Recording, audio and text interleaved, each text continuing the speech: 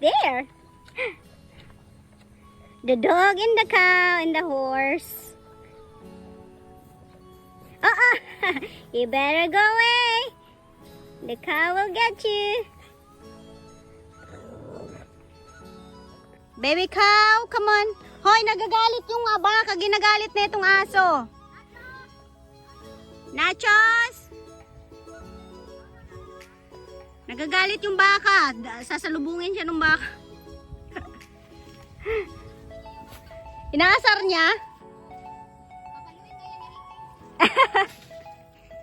Harvesting watermelon.